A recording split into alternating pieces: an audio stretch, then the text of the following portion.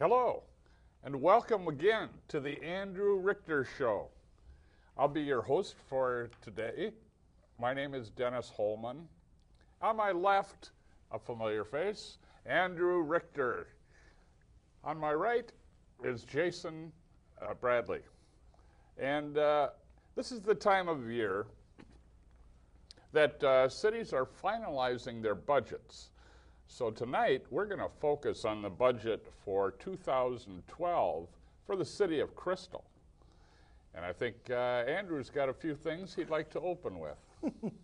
Well, yeah, the budget process has really been going on really since about June or so. About the second half of the year, they spend a lot of the time working on the budget. And December 6th, which is a Tuesday night, is their Truth in Taxation hearing, where they basically try to justify all of their taxing and spending and all of that.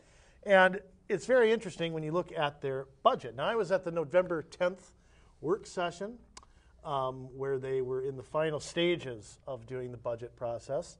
And I heard some interesting claims that night.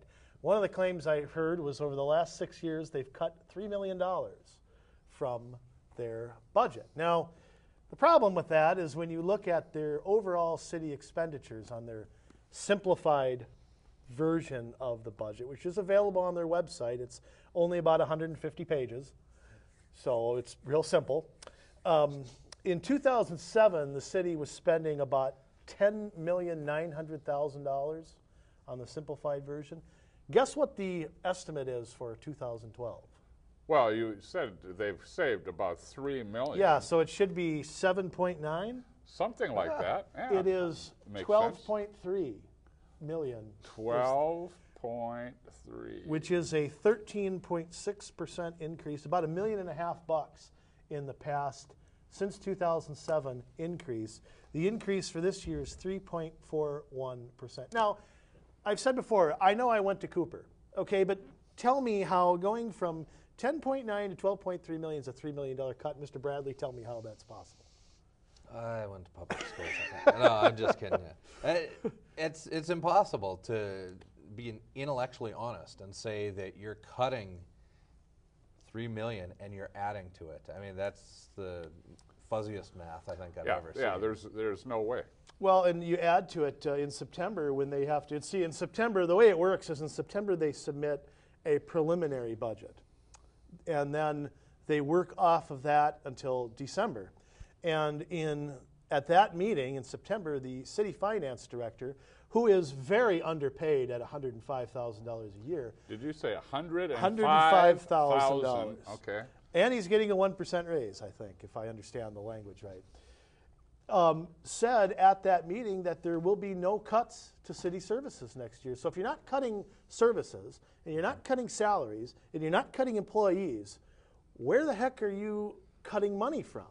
Well, and the city's going to tell you it's because of attrition and they're not filling these spots initially. And that's exactly what it says. They're not filling them right now. So, but what spots are they not filling?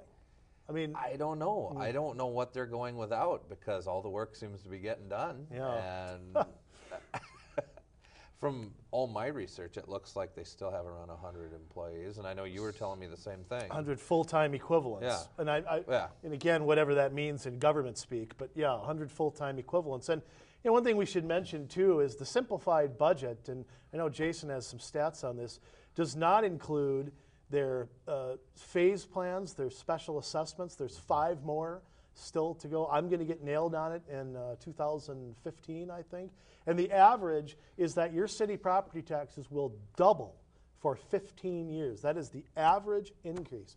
So when they say people are only paying, and they'll make this case December 6th, well, the average home in Crystal is only paying $700 in city property tax. Well, how many people are paying far more than that? And alley reconstruction projects and all those things, I haven't seen any of them voted down. They delayed the phase plans 1 year, a couple years ago, during the height of the economic downturn. I think it was 2008 or 2009. They pushed everything back 1 year.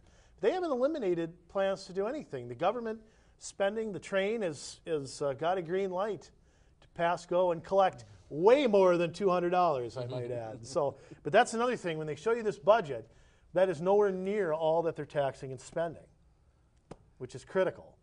Yeah, absolutely. I mean, the devil is in the details, but unfortunately, they don't show us most of the details.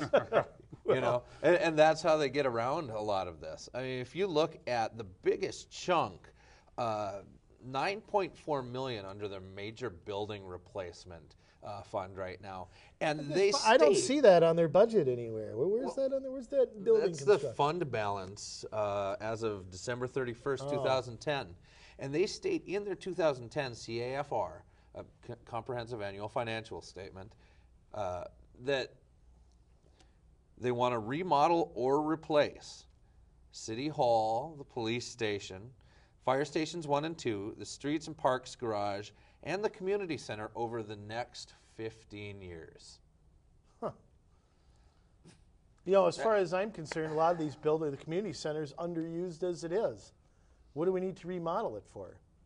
It doesn't look that outdated. I mean, the walls aren't cracking. It's about 20 years old, I think, is about right. Yeah, I don't. Yeah, and again, that's something. Again, when we talk about the basic budget, you won't find that in their budget.